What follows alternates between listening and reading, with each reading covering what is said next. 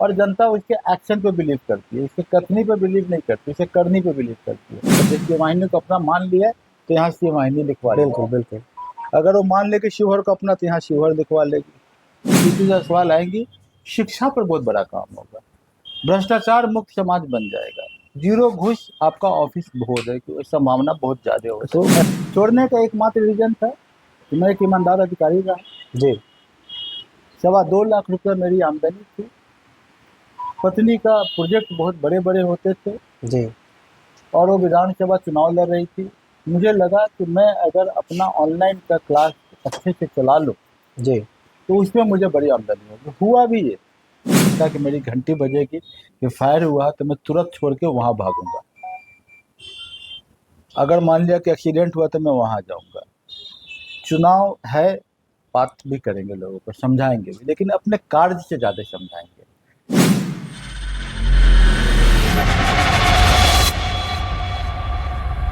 नमस्कार, स्वागत है आप सभी का फ्यूचर ऑफ बिहार में। इस वक्त हम लोग शिवहर में है और लोकसभा का चुनाव होना है। सभी प्रत्याशी जो है पूरा दमखम से प्रचार में लग गए हैं। हमारे साथ एक चर्चित पूर्व आईएएस हैं और अभी वर्तमान में सिंहवाहिनी पंचायत के मुखिया हैं और कई कामों को लेकर के लगातार चर्चा में रहते हैं। गंगा घाट पर निःशुल्क शिक्षा देने का भी काम करते हैं। हमारे साथ अरुण सर है। अरुण सर, बहुत बहुत स्वागत है आपका। बहुत बहुत धन्यवाद है। जैसा कि आपने बोला कि गंगा घाट पे मैं पढ़ाता हूँ, गंगा घाट पे प्रतिदिन करीब 2000 बच्चे वहाँ पर आते रहे हैं। रवीश कुमार का एक शो है जिसका क्लिपिंग्स भी यूट्यूब पे उपलब्ध है, जिसमें उन्होंने बोला है कि गंगा घाट एक नई परिपाटी है और जिसके आधार पे कि वहाँ से काफ़ी बच्चे दलित समाज के, पिछड़े समाज के, अत्यंत पिछड़े समाज के, वो लोग बीपीएससी की परीक्षा में क्वालिफाई किए और वहाँ पर टेस्ट सीरीज होता है और 4 टेस्ट के उपरांत मैं उन बच्चों को फ्री में अपने साथ ले लेता हूँ और उनको मैं फिर तैयारी करवाता हूँ जहाँ से कि रिजल्ट आता है। तो 43 बच्चे इस बार भी चुने गए हैं जिनका कि रिजल्ट का मैं, ये पूर्ण रूपे निःशुल्क रहता है सर? पूरा निःशुल्क रहता है जी। उनमें से कुछ बच्चों का किताब, कॉपी, रहना सहना वो भी मैं वियर करता हूँ। हाँ, हमारा ऑनलाइन है, एक ऐप है जी, अरुण सर गंगा घाट, जिसमें 35 हजार बच्चे जुड़े हुए हैं। अच्छा।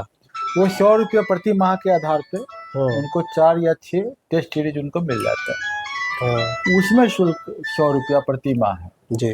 और जो Rajasthan Public Service Commission, Bihar Public Service Commission, Uttar Pradesh Public Service Commission, उसके विद्यार्थी उसमें अपियर होते हैं, स्टाफ सिलेक्शन कमीशन, इन सबों के विद्यार्थी उसमें अपियर होते हैं। अभी पूरा लगभग काफी 1 महीने के समथिंग से आप पूरा शिवहर लोकसभा का दौरा कर रहे हैं। आपकी पत्नी चुनावी मैदान में भी है। क्या माहौल लग रहा है शिवहर में?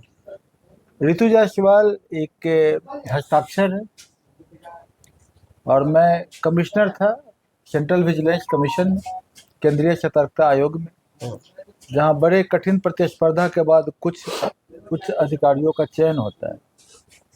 उसमें मेरा चयन हुआ था और मैंने काफ़ी सारी इंक्वायरी किया है। बहुत ईमानदार अधिकारियों को वहाँ रखा जाता है और काफ़ी अच्छे जगह पर हम लोग का बेंगलो वगैरह था। उसको छोड़ के वो गांव में मुखिया बनी, 3 साल समाज सेवा की, वहाँ पर काफ़ी बच्चियों को पढ़ाया और 3 साल के बाद वो मुखिया का चुनाव लड़ी और राष्ट्रपति से पुरस्कार मिला, चैंपियंस ऑफ चेंज अवार्ड मिला। बाढ़ में आप लोगों ने देखा ही होगा कि बाढ़ में पूरा बाढ़ की स्थिति में भी वो लोगों को छोड़ के नहीं जाती है। बहुत बड़ा चेंज लाया गांव में, व्यवहार परिवर्तन लाया, ओडीएफ लाया। मैं उसके इस कार्य का कायल हो गया। मुझे लगा कि वाकई में ये जो कार्य कर रही है ये अनुकरणीय है और मैं चूंकि बहुत नज़दीक से एक पति के तौर पे देख रहा था तो मैंने भी उनका अनुकरण करने की कोशिश किया जी। तो आप कहेंगे कि मैं ऋतु जायसवाल का कार्य करता हूँ तो मुझे कोई परहेज नहीं होगा, कोई गुरेज नहीं होगा। तो उसके बाद जब वो विधानसभा का चुनाव लड़ रही थी उस समय भी मैं उनके सहयोग के लिए आया था और फिर मैं अपना बहुत सारे वीडियो रिकॉर्डिंग किया था यूपीएससी का। तो मैं वो चल रहा था मेरा प्रोफेशनल, मैं सोच रहा करूँगा। उन्होंने बोला नहीं, इसको निःशुल्क करो, तो मैंने 100 रुपया प्रति माह लगाया। तो मेरी प्रेरणा रही है, वो हमेशा समाज के सरोकार रखती और हम दोनों पति पत्नी जुड़े हुए हैं। शिवहर में जो आप पूछे माहौल क्या है जी। देखिए, माहौल के पीछे एक कहानी चलती है। जी मैं बता रहा हूँ कि कल जो है एक गांव है ढाका में, कोरहवा, वहां पर आग लगा, 40 घरों में आग लग गया। जी ऋतु जायसवाल जी का फोन आया कि गोढ़वा में आग लगा है, आप तुरंत पहुंचो। तो मैं यहाँ से गाड़ी ड्राइव करके मैं वहाँ पहुंचा हूँ। मैंने देखा कि महिलाएं जो हैं बेचारी, जिनके घर जल गए थे, वो नीचे में फर्श पर बैठे हुए रो रहे हैं, रो रहे हैं, रो रहे हैं। और कुछ देर के बाद सीओ साहब थे, रिपोर्ट नहीं बनाता। मेरा प्रशासनिक थोड़ा अनुभव है, मैंने उनको बताया कि आप रिपोर्ट बनाएं ऐसे। एक बड़ी अच्छी एसटीओ थी, वो आ गई, उनसे मेरी बात हुई, बड़ा सकारात्मक रुख था। जी कुछ मेरे भी गाइडलाइंस थे, जैसे कि 23 फरवरी 2026 का एक चिट्ठी है, प्रत्यय अमृत का निकाला हुआ है, आपदा के सेक्रेटरी है, जिले सभी जिलाधिकारी थे। उसका 4 नंबर पॉइंट था। मैंने बताया कि आप इसमें ये सब भी कर सकते हैं, नगद भुगतान भी आप कर सकते हैं। जी प्रशासन ने इसको गंभीरता से लिया, पर थोड़ा फायदा हो गया। अभी कुछ दिन पहले एक एक्सीडेंट हो गया हमारा बंशी पचरा में। जी वहाँ पर जो डेड बॉडी था, वो डेड बॉडी को मैं लेके आया, पोस्टमार्टम करवाया, पोस्टमार्टम कटर को बुलवाया, डीएम से बात किया, पोस्टमार्टम हुआ। अच्छी बात है कि उनका जो सहायता राशि है, जो 19-20 लाख मिलेगा, उसकी प्रक्रिया शुरू हो गई। उससे एक दिन पहले 2 लड़कियां का डेथ हो गया था, जो कि डूब गई थी, उनका भी पोस्टमार्टम करवाया, उनका फंड आज मैंने सीओ से बात किया, वो काम हो रहा है। जी कल भी बीआरसी के पीछे आग लगा था। मैं जब वहाँ पहुँचा तो मैंने देखा कि रमेश कुमार जो फायर ऑफिसर है, बड़े मुस्तैदी से काम कर रहे थे। मैंने प्रशंसा के शब्द कहे। लेकिन चुनाव प्रचार एक अलग मुद्दा है, जनता के साथ सरोकार रखना एक अलग मुद्दा है। मैं कहने में गुरेज नहीं है कि जब मैं वहाँ पहुँचा तो मुझे पता अन्य लोगों की उपस्थिति नहीं है, जो शिवहर के विधायक है वो नहीं। यहाँ वहाँ पर मैंने देखा, जो गया था ढाका में, ढाका के विधायक बड़ी मुस्तैदी से लगे हुए थे, कोशिश कर रहे थे। मैं पार्टी लाइन की बात नहीं कर रहा हूँ, मैं बात कर रहा हूँ कि जो विधायक, जब आपको जनता ने चुना है, जी तो बीआरसी में आग लगता है या बंशी पचरा में होता है, तो विधायक जी कहाँ गायब है? तो विधायक क्षेत्र में क्यों नहीं है? बंसी पचरा सर, आप ही राजद के विधायक हैं, आप ही की पार्टी के विधायक हैं। जी, राजद के विधायक है, लेकिन राजद पार्टी में क्या आपको नहीं, हमारे यहाँ जयचंद नहीं है क्या? पीठ में छुरा तो भोंका ही गया है ना। हमारे यहाँ क्या नहीं हुआ है कि मीर कासिम नहीं हुआ है क्या? राजद के विधायक के पाला बदल लेते हैं। आपके बगल में मैं देख रहा हूँ, जहाँ मैं बैठा हूँ, कि हमारे राजद के लोगों का फोटोग्राफ है। भाई, उन्होंने जिंदगी में एक आदर्श स्थापित किया, बाबा साहब आदर्श स्थापित, कुछ आदर्श पर रहे। आप जनता के फील्ड में, जनता के लिए आप नहीं है, तो आप पता नहीं आप राजद के विधायक हैं कि आप किस कारण से आए हैं। अच्छा सर, एक सवाल लोगों के मन में लगातार बना रहता है, जनता के मन में, कि बार बार लोग बाहर से आते हैं और जीत लेते हैं यहाँ पर, और उसके बाद यहाँ के लोगों को नजरअंदाज कर देते हैं। जी हाँ, यहाँ हुआ है ऐसा, जी कहने में गुरेज नहीं है, यहाँ पर ऐसा हुआ है। आप 2 बार जेल में रह के जीते हैं, और जेल में जो कि आपने, जो जी कृष्णैया की हत्या हुई, इसके बाद आप जेल में थे और आप जीते, तो आपको निकाला गया, क्योंकि उस समय 2013 का सुप्रीम कोर्ट का लॉ लागू नहीं हुआ था, तो आप निकल गए। और आप निकलने के बाद भी आपका क्या हुआ, क्या काम हुआ? हमें तो नहीं कोई काम दिख रहा है जिस काम को हम बात कर सके। पहली बात तो शिवहर की जनता ठगी हुई महसूस कर रही है। जी जहाँ तक ऋतु जायसवाल, ये हमारा सवाल है, नियत देखिए, नियत क्या है, पहली बात। दूसरी बात क्या है, सीतामढ़ी और शिवहर दोनों एक ही है। हमारे गांव में मेरे पिताजी 12 बीघा खेती करते थे गन्ना का, और गन्ना कहाँ आता था? रीगा में। तो मेरे गांव का, मेरा घर का खर्च अगर रीगा का चीनी मिल से चलता है, तो मेरी इकोनॉमी तो शिवहर से जुड़ी हुई है ना जी। अगर बागमती में पानी आता है तो मेरे लखनदेई में पानी आता है जी, तो मेरा तो जुड़ा हुआ है। जब हम पुनौरा धाम आते हैं अपने गांव से चल के, तो हम बोलते हैं कि दकुली धाम भी जाना है, बिना पुनौरा और दकुली दोनों जगह नहीं जाएंगे तो संस्कृति नहीं जुड़ेगी, तो हम दकुली धाम भी आते हैं। तो भाई हम तो यहाँ के, मतलब आपका कहना है कि शिवहर से लगाव सीतामढ़ी का लगातार रहता है, और कहीं ना कहीं शिवहर, पहले सीतामढ़ी जिला में भी शिवहर आता था। शिव का धनुष को किसने तोड़ा, कहाँ टूटा? सीतामढ़ी में टूटा। शिव का धनुष कहाँ था? यहाँ था। परशुराम ने वहां से उलट के कहाँ तपस्या किया? देकुली में किया। सीतामढ़ी और शिवहर तो एक ही। आपका यहाँ पोस्ट ऑफिस है बगल में है। पोस्ट ऑफिस को आज से कुछ दिनों पहले तक कौन सा पोस्ट ऑफिस था? जीपीओ सीतामढ़ी कहते थे, जी। खादी भंडार क्या कहते, सीतामढ़ी कहते। एक संस्कृति है, एक कल्चर है। हाँ, आप बोलेंगे कि हाँ पूर्णिया के पार का कल्चर वो थोड़ा अलग है, आप बोले गोरखपुर को साइड है कल्चर, वो कल्चर थोड़ा अलग है। हालांकि वहाँ के लोग भी नियत सही करके आए, और यहाँ जो चंपारण में गांधी जी आए, गुजरात से आए, हमें लगता है मेरी चंपारण की मिट्टी की है। नियत तो सही होनी चाहिए, नियत सही होने का फर्क पड़ता है, वो ज्यादा बड़ा मुद्दा है। अच्छा, किस किस मुद्दे को लेकर के सर चुनाव मैदान में है? देखिए, सबसे बड़ा मुद्दा तो आज के मुद्दा, एक there is a very famous story है, एक 3 क्वेश्चंस, राजा के सामने 3 प्रश्न थे। टॉल्स्टॉय का कहानी है कि सबसे महत्वपूर्ण व्यक्ति कौन है, तो जो आपके सामने में। आज के दिन में मेरी समस्या ये है कि मैं आपके सामने रिकॉर्ड कर रहा हूँ, मुझे लगता है कि मेरी घंटी बजेगी कि फायर हुआ तो मैं तुरंत छोड़ के वहाँ भागूंगा। अगर मान लिया कि एक्सीडेंट हुआ तो मैं वहाँ जाऊंगा। चुनाव है, बात भी करेंगे, लोगों को समझाएंगे भी, लेकिन अपने कार्य से ज़्यादा समझाएंगे। तो अभी तो वर्तमान मुद्दा तो ये सब चल रहा है, बहुत फायर है। आपको पता है कि यहाँ का फायर ऑफिस में सिर्फ 6 फायर इंजन है, उन्हें 13 चाहिए। सिर्फ 16 फायरमैन है, उन्हें 37 चाहिए। डिस्ट्रिक्ट फायर ऑफिसर का अपॉइंटमेंट नहीं है। फायर का अगर कुछ प्रॉब्लम हो, आपको फायर रिटार्डेंट ड्रेस की कमी है, कोई बच्चा अगर अंदर में घुस जाए तो उसको लेकर निकालने के लिए हमारे पास इक्विपमेंट नहीं है।